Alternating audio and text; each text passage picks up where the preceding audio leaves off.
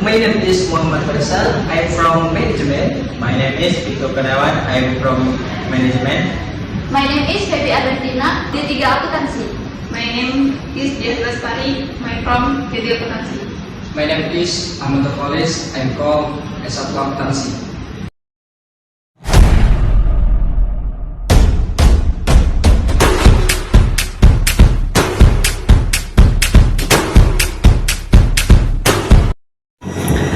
Learning objective number 1, know what is meant by managers. Number 2, know about the classifying of managers or kinds of manager. Number 3, be able to describe manager and managements, roles in contemporary and traditional views. Number 4, understand the nature of managerial works. Number 5, be able to describe the skill managers need.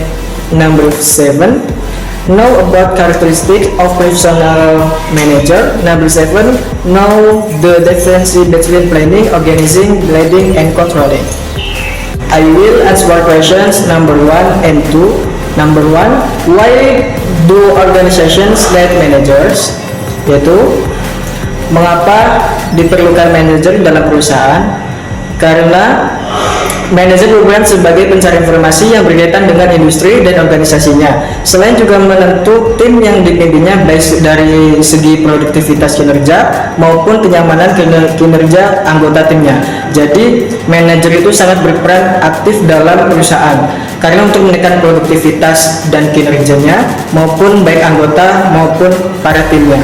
Dan apabila produktivitas dan kinerjanya bagus, maka perusahaan akan selalu meningkat. Dan Number 2, what are some different types of managers and how do they differ? Yaitu, apa saja tipe manajer dan apa perbedaannya? Adapun tipenya itu ada 4. Yaitu ada 4. Yang pertama, manajer tingkat atas, yaitu seperti yang diharapkan manajer tingkat atas atau menjabat puncak adalah bos organisasi. Nah, mereka memiliki jabatan seperti Chief Executive Officer atau CEO, Chief Operating Officer atau COO, atau Chief Marketing Officer atau CMO, Chief Technology Officer atau CTO, dan Chief Financial Officer CFO. Nah, di sini manajer tingkat atas itu sebagai bosnya. Dan yang kedua ada manajer menengah, yaitu manajer mempunyai jabatan seperti kepala departemen, direktur, dan kepala penyelia. Mereka adalah penghubung antara manajer puncak dan manajer ini pertama dan memiliki 1 atau 2 tingkat di bawahnya. Manajer menengah harus menjadi komunikator yang baik dalam menghubungkan manajer ini dan manajemen tingkat atas. Dan yang ketiga itu ada manajer lini pertama, yaitu manajer lini pertama adalah manajemen tingkat awal, individu yang berada di lini dan memiliki kontak paling dekat dengan para pekerja, dan mereka bertanggung jawab langsung untuk memastikan bahwa tujuan dan rencana organisasi dilaksanakan secara efektif. Dan yang keempat ada pemimpin tim. Pemimpin tim adalah jenis manajer khusus yang mungkin ditunjuk untuk mengelola tugas atau aktivitas tertentu. Pemimpin tim melapor kepada manajer ini pertama atau menengah, dan tanggung jawabnya adalah pemimpin tim termasuk mengembangkan jadwal, membuat tugas kerja tertentu, memberikan pelatihan yang diperlukan kepada anggota tim, mengkomunikasikan instruksi yang jelas, dan secara umum memastikan bahwa tim beroperasi pada efisiensi puncak. Managers. Number 1, definition. Based on the etymology in 1508, manager, man is known one who manages, again is known from manage. Specific sense of one who conducts a house of business or public institution is from 1750.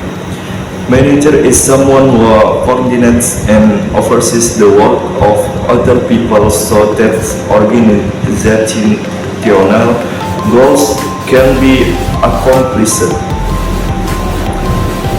Number 2, classifying managers, kinds of managers. Number 1, top manager. Top manager hold position like chief executive officer atau CEO, or chief operating officer (COO), and are responsible for the overall direction of the organization. Number 2, middle managers. Middle managers hold positions like plant manager, like regional manager, or divisional manager. Number 3, first line managers. First line managers hold positions like office manager, chief supervisor, or department manager. Number 4, team leaders. This relatively new kind of management job developed as companies shift to self-managing teams, which by definition have no formal supervision. Number 3, what are Mintzberg's 10 managerial roles? Mintzberg mengidentifikasi 10 peran manajerial yang dapat dibagi menjadi 3 kategori utama. Yang pertama yaitu peran interpersonal atau hubungan antarpersonal, yang dibagi menjadi 2, figurehead atau simbol organisasi menjadi simbol formal atau representatif dari organisasi. Yang kedua yaitu leader atau pemimpin, bertanggung jawab untuk membimbing dan memotivasi tim. Dan yang kedua, peran informasional atau pemberi informasi, yang dimana itu dibagi menjadi 2 juga. Yang pertama, liaison atau hubungan, menjalin dan memelihara hubungan dengan pihak eksternal yang dapat mempengaruhi organisasi. Yang kedua, monitor atau pemantau, mengumpulkan informasi dari lingkungan eksternal untuk memahami tren dan perubahan. Dan yang ketiga, peran decisional atau pembuat keputusan, dibagi menjadi 4, yaitu entrepreneur atau wirausaha, menginisiasi dan mengelola perubahan di dalam organisasi. Dan yang kedua, disturbance handler atau penanganan gangguan, menangani konflik dan krisis dalam organisasi. Dan yang ketiga, resource allocator atau pengelola sumber daya, mengalokasikan sumber daya organisasi secara efisien. Dan yang keempat terakhir yaitu negosiator atau bisa disebut juga negosiator, terlibat dalam perundingan dan kesepakatan penting untuk organisasi. Job and responsibilities of 4 kind of manager. Number 1, top manager. There is CEO, COO, Vice President, and corporate head. Where is the work capable of change, commitment, culture, and environment. Number 2, middle manager. There is general manager, plant manager, and regional manager, and divisional manager. There is the work capable of resource objective, coordination, submit performance, and strategy implementation. Number 3, first line manager. There is office manager, supervisor, and department manager, which is work of non-managerial worker supervision, teaching and training, and scheduling. Number 4, team leaders. There is team leaders, team contact, and group facilitator, which is work of facilitator, external relationship, and internal relationship. The changing roles between management and manager. Top manager ensure the organization competitive, and lower level manager and employees job security. Lower level manager and employees implement top management strategy with loyalty and obedience. Empower lower level manager and employees are responsibility for the organizing competitiveness and their own development. Top management support personal development and ensure employability. What 3 areas does Mintzberg use to organize the 10 rules? My answer, Number 1, interpersonal rules. Number 2, informational rules. And number 3, decisional rules. Yang dimaksud dengan interpersonal rules adalah hubungan antar pribadi, di mana di setiap karyawan atau setiap anggota itu memiliki hubungan dan keterkaitan mengenai proses manajemen. Kemudian nomor 2 itu informational rules, di mana segala sesuatu yang berkaitan dengan manajemen maupun manajer itu akan membutuhkan yang namanya informasi. Informasi ini mengenai apa saja yang terkait dengan kegiatan operasional perusahaan. Kemudian yang ketiga, decisional rules. Decisional rules ini berkaitan dengan keputusan perusahaan atau pengambilan keputusan, di mana setiap ada meeting atau untuk menaksir bagaimana perkembangan perusahaan ke depan itu membutuhkan skill manager needs, keterampilan yang dibutuhkan oleh manajer. Technical skill, the ability to apply the specialized procedure, techniques and knowledge required to get the job done.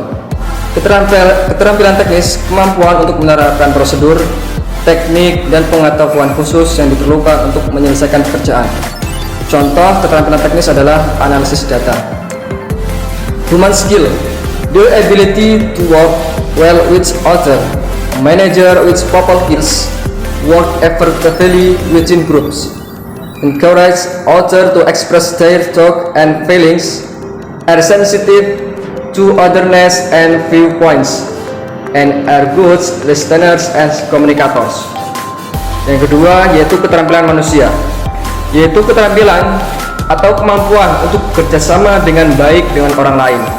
Manajer dengan keterampilan bersosialisasi bekerja secara efektif dalam kelompok, mendorong orang lain untuk mengekspresikan pikiran dan perasaan mereka, peka terhadap kebutuhan dan sudut pandang orang lain, serta merupakan pendengar dan komunikator yang baik.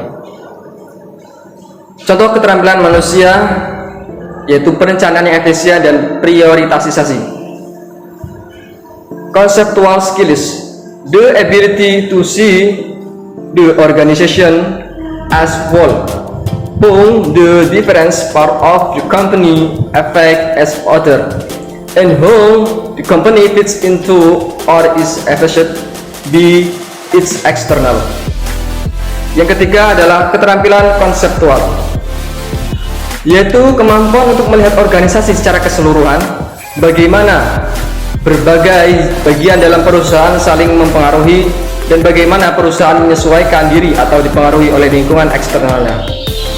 Beberapa contoh keterampilan konseptual yang harus dimiliki seorang manajer antara lain yaitu perencanaan dan pemikiran strategis, kreatif dan inovatif.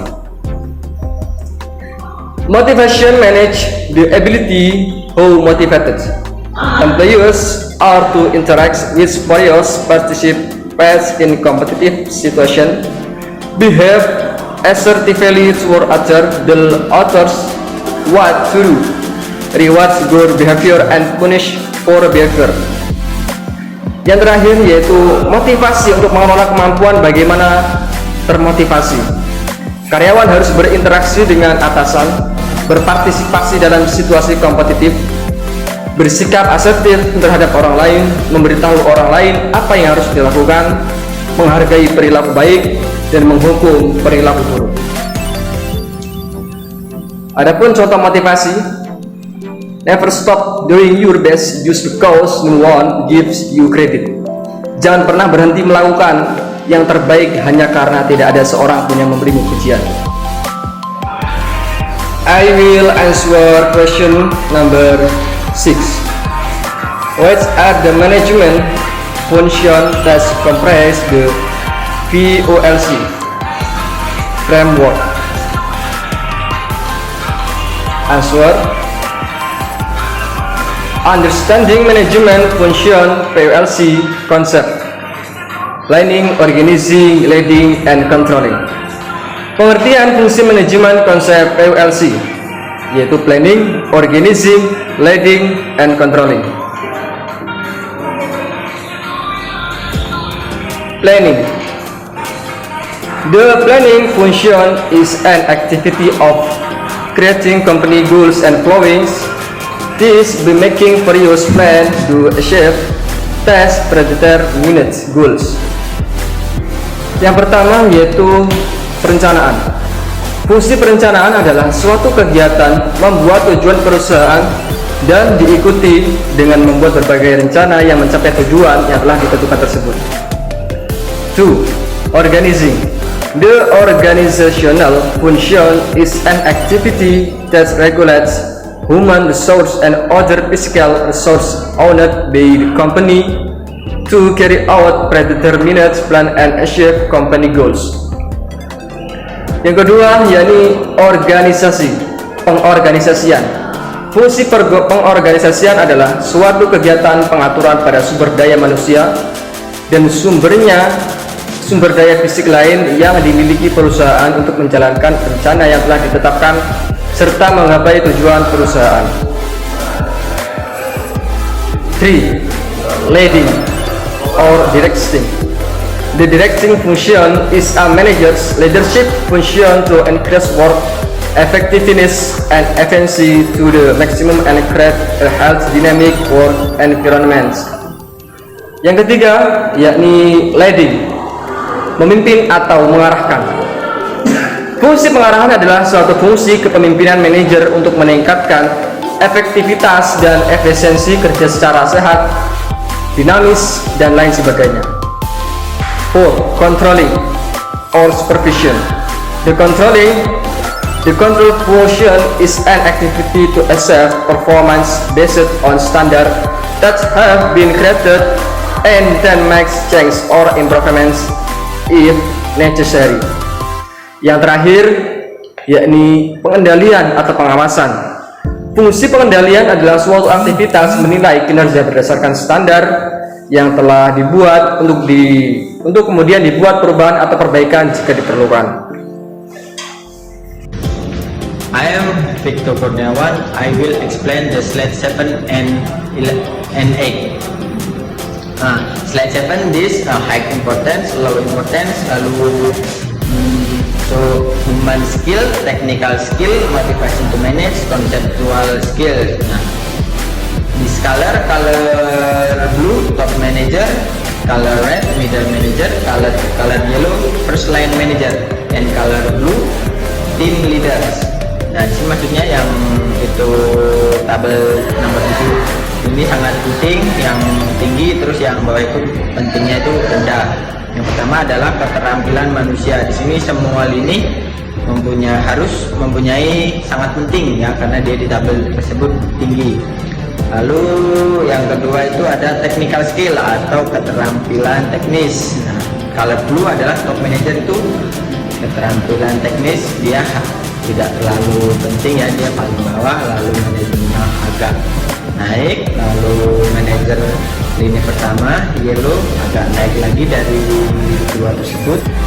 Lalu team leaders top middle dia paling atas ya karena di tabel tersebut, karena memang dia harus membuat keterampilan teknis untuk bahkan momennya. Lalu ada motivation to manage, motivation untuk mengelola. Di sini yang terlihat adalah color blue yaitu top manager, dia paling atas karena memang dia harus memotivasi bawahannya seperti manajer lini tengah dan manajer lini pertama. Kenapa pemimpin sangat bawah? Karena memang urusan untuk mengelola dan motivasi itu yang dilakukan oleh manajer puncak. Lalu yang terakhir ada conceptual skills, yaitu keterampilan konseptual. Di sini juga masih sama, manajer puncak paling atas karena memang manajer puncak ini diharuskan mempunyai keterampilan konseptual untuk melakukan tujuan-tujuan pada perusahaan agar berkonsep. Lalu slide 8, characters of professional manager atau ciri-ciri manajer profesional. Number 1, manager are responsible and accountable. Maksudnya manajer bertanggung jawab dan accountable.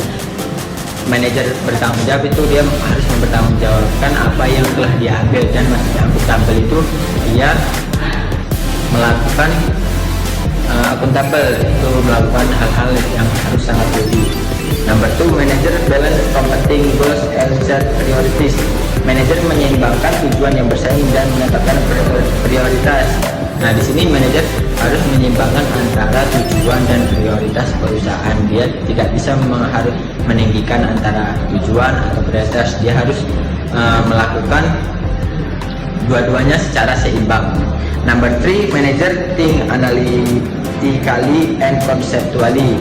Manajer berpikir analitis dan konseptual. Di sini harus dilakukan manajer karena memang manajer yang mengambil keputusan dalam bawahan-bawahannya dalam saat ada masalah. Lalu number 4, manager are mediator. Manajer adalah mediator. Memang benar, manajer adalah mediator untuk karyawan-karyawan yang sedang ada masalah dalam pekerjaannya yang harus ditanyakan yaitu kepada manajer. Makanya manajer dibilang di situ manajer sebagai mediator. Terus number 4, manager make default decision. Manajer membuat keputusan sulit. Nah, di sini hal yang sangat penting yang dilakukan manajer, karena memang manajer jika ada hal-hal yang menurut karyawan dia tidak bisa mengambil keputusan, nah di situ seorang manajer lah yang akan mengambil keputusan saat-saat sulit. Oke. I will answer question number 7 and 8. Number 7, are there any critics of this framework? Nah, maksudnya nomor 7 ini apa kritik dari kerangka tersebut? Nah, kritiknya adalah tidak ada contoh dalam setiap poin-poin yang ada dalam kerangka tersebut. Lalu number 8, what function does planning serve? Yaitu apa fungsi dari perencanaan? Fungsi perencanaan memiliki yaitu mengarahkan tindakan. Nomor 2 ada pengurangan ketidakpastian. Nomor 3 ada pengkoordinasian. Nomor 4 ada pengambilan keputusan yang efektif. Nomor 6 ada evaluasi kinerja. Fungsi-fungsi ini membuat perencanaan menjadi elemen kunci dalam manajemen dan pencapaian tujuan baik dalam skala individu maupun organisasi. The next namely characteristics of professional manager, that is number 1, manager are responsible and accountable. Number 2, manager balance competing goals and set priorities. Number 3, manager think analytically and conceptually. Number 4, managers are mediators. Number 5, manager make default decisions. Planning, organizing, leading, and controlling the result of management has been categorized into the 4 major vocations of planning, organizing, leading, and controlling. The 4 vocations summarized in the POLC figure are actually quickly integrate the carry of the day-to-day realities of planning and organizing. Planning, number 1, vision and mission. Number 2, strategizing. Number 3, goals and activities. Number 2, organizing it. Number 1, organizing the site. Number 2, culture. Number 3, social networks. Leading, number 1, leadership. Number 2, decision making. Number 3, communication. Number 4, group and teams. Number 5, motivation. Controlling it. Number 1, system process. Number 2, strategy, human resources. Strategy formulation with planning, strategi implementation itu organizing, leading, and controlling. Untuk soal pertama itu kan apa itu fungsi kepemimpinan? Fungsi kepemimpinan itu juga mencakup upaya pengarahan anggota kelompok agar memiliki semangat yang tinggi dan bekerja sebaik mungkin. Selain itu, kepemimpinan merupakan salah satu fungsi manajemen untuk mempengaruhi, mengarahkan, memotivasi, dan mengawasi orang lain agar mencapai tujuan organisasi. Fungsi pengorganisasian merupakan aktivitas menyusun dan membentuk hubungan kerja antara orang-orang sehingga mewujudkan suatu kesatuan usaha dalam mencapai tujuan yang telah ditetapkan.